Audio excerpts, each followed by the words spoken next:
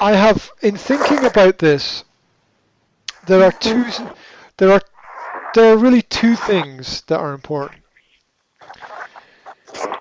because Yes. because in my study of the topic, there's two elements here, and I've only mentioned one of them, which is logical fallacy. Logical fallacy is when thoughts are when when when the A B C D E of things doesn't make sense. That's one side. Now we've got another side, which is called cognitive bias.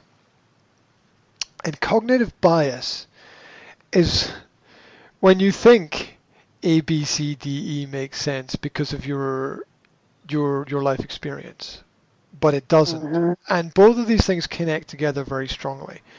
The fallacies exist because the bias exists.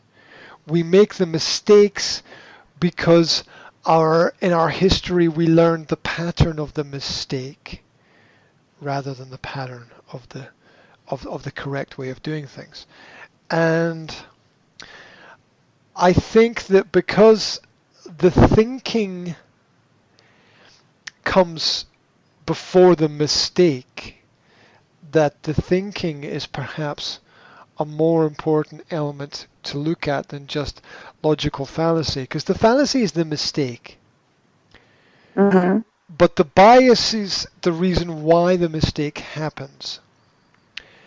And I think it's uh, logical to look at the process of why the mistake happens before we understand the mistake. Now, let me try to, that's my definition of it. Let me read you a little bit of Wikipedia, which I don't recommend Wikipedia, but it's a good place to start, right?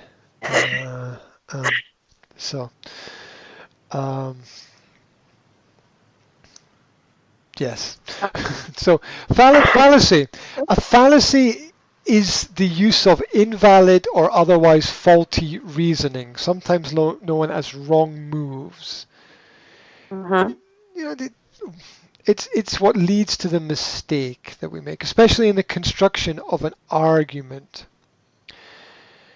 It's very often deceptive or it deceives, but people don't even know that they're doing it. So it's not often done consciously. It's sometimes subconscious because we pick up patterns of deception from the environment around about us. Yeah. Um, Mm-hmm. you see how animals can trick other animals by looking behind the other animal, and the other animal looks around. And deception is part of that process of nature. It's part of protection. Some fallacies are committed intentionally to manipulate, persuade, deceive, while others are unintentional. They're just carelessness or ignorance, and ignorance is everywhere. So that's fallacy. Cognitive bias. Bias is a systematic pattern of deviation from normal or rational judgment. Individuals create their own subjective social reality. I guarantee you, everyone you know has created their own subjective social reality. That's how we act as human beings. From their perception of um, input or information they have received. Uh, and belief is a large part of this. If you believe it's bad, it will be bad. If you believe it's good, it will be good. Um, and even that can be wrong. Bad can be good and good can be bad. An individual's construction of social reality uh, is very often not objective input, and this dictates their behavior in a social world. Cognitive biases lead to what's called perception distortion, a distorted view, an unreal view of reality, illogical interpretation, or what is broadly called irrationality. Irrationality. Yes, irrationality. Mm-hmm. But Um, yeah. it just popped now in my mind because we have a video chat, and I made my face like, what does that mean? You went on and explained, but if we just speak and we don't see each other, you would not get that. How Yeah. important is that? Social cues. Yeah. Mm-hmm. Being able to being able to read people is be able to read people is is an extremely necessary skill. Not so that you can manipulate people, but so that you yourself are not manipulated. Mm. And this is why the biases and the fallacies are important, because bias and fallacy is everywhere, and people use it all the time to manipulate other people. And if you don't recognize it, then you can be manipulated easily. And also, if you don't recognize it, you can be guilty of using it without knowing it. Mm. And that's the truth for a lot of people. Now, the classic example of fallacy is the classic example is what's called straw man, where well that's John's opinion, and John's usually wrong, right? That's now Yeah. that doesn't mean that John is wrong, No. right? So it doesn't follow. Well, that's just Donald Trump or Boris Johnson.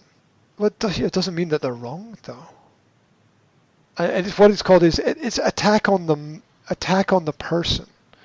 Yeah, that if you cannot separate the person from the idea, you'll never draw the right conclusion. Mm-hmm.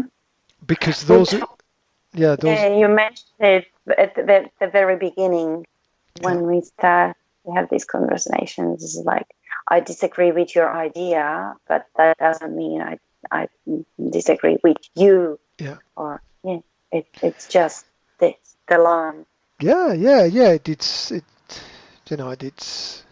and you understand that more when you have a business or a company where the company maybe makes 20 products, but 19 you won't use, but one you will, right?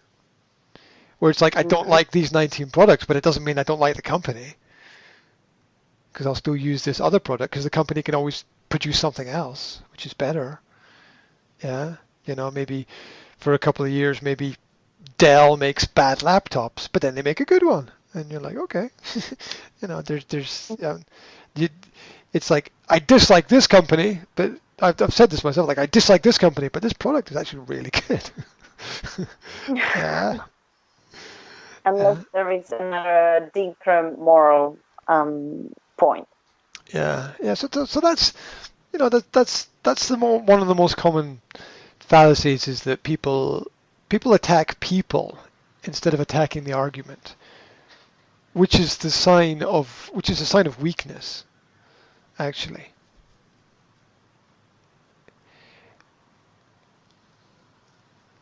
And Mm-hmm. the other most common tactic in conversation and debate is not to. So that's why when someone attacks a person, it's like, ooh, you got to take a step back and you know, and realize what we talked about earlier. Everyone's going through their own struggles, right? Everyone's going through their own struggles, their own problems, their own issues. It's not fair to attack the person. Yeah. And so the idea, always make the definition that I don't like the idea. Yeah. I don't like the idea. I don't like the Mm-hmm. I don't like the idea. I don't like the principle. I don't like the concept of that. Nothing wrong with the person. It's like I like you. I just don't like this. It's like you might be a good cook, but I might not like the food that you cook. It's just it's just that fact that everybody is slightly different. Oh my goodness. The post has arrived. 1 second. The post has arrived. Oh, thank you very much. Yeah, there we go. Now, so I gave so I gave the example of a straw man. Now, that's fallacy. But fallacy is a result of thinking. And the thinking is the cognitive bias. Cognitive bias is it just means that because of life experience, we like some things more than other things. Yeah. So if you grow up in Australia, you like Australian rules football. If you grow up in other parts of the world, you don't know what Australian rules football is, right? So it's you just Mm-hmm. our environment shapes us so strongly, and there's a lot of information here, and I cover this in my third book. Yeah, it took me writing 3 books to get to this topic. Yeah, Mm-hmm. that's I think the process that would take most average people to get to the point of realizing that this problem exists, it exists for everybody, and we all need to deal with it in our own way.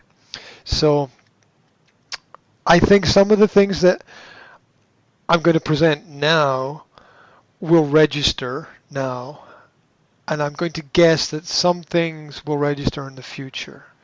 But we'll see how it goes, right? So I'm going to give you the mistakes. I'm going Okay. to give you the mistakes in thinking, and we will see where it takes us in terms of conversation. We'll see if it makes sense or it doesn't make sense, if you could relate it to something or if you can't relate it to something. So here we go. Number 1 is what's called anchoring bias. Anchoring bias. The very first piece of information we hear affects us more than anything else. Mm-hmm. The very first piece of information we hear. So when we hear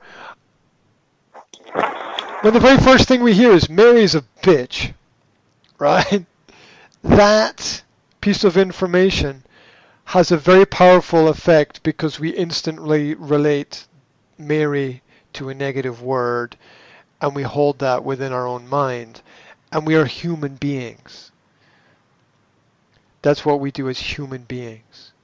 Yeah, and every time we get a new piece of information, we have to reshape the original thought, but the original thought is so powerful Mm-hmm. that that it the thought is as powerful as the first impression when you meet somebody.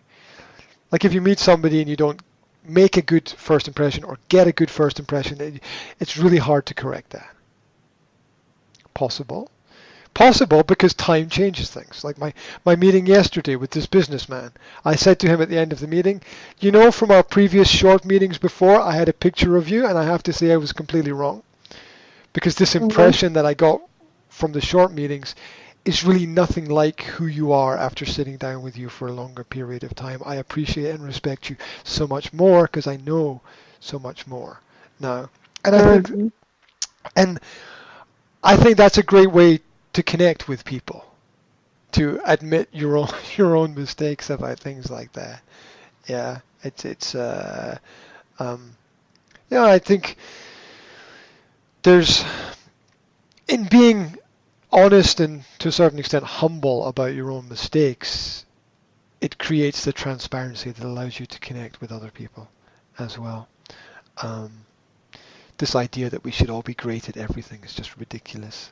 Yeah. The first piece of information has the greatest effect. Okay. First. Ima- Okay. ima- imagine you're at a market. Imagine you're at a market and you see something that you like. Say, for example, there's a cup, right? And you see the cup that you like, and you say to the person, I'll give you £2 for the cup, right? Mm-hmm. That's your first statement, right? Imagine your first statement was, I'll give you £5 for the cup. Mm-hmm. You see how the first statement dictates everything that happens beyond the first statement? Because if you say your value for the cup is £2, it automatically creates a series of events. And if you say your value for the cup is £5, it automatically makes it difficult for you to lower that price. Mm-hmm. It's called anchoring bias. We sometimes know it as first impressions. Yeah, yeah. And people say first impressions matter. They do because we have to spend a lot of time correcting if we get it wrong. And people do get it wrong. It's who we are, but it takes time and energy.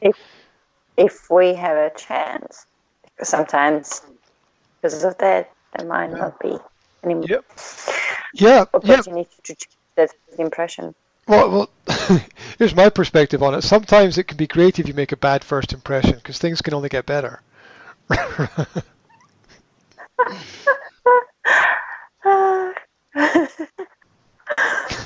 Oh dear, yeah. I don't know. My perspective is so if somebody thinks I'm an idiot, then I don't have anything to prove, so it's okay. But if somebody thinks I'm a genius, I'm like, oh my god, I have to live up to that expectation. That's really hard. But sometimes it's nice to have expectations to live up to.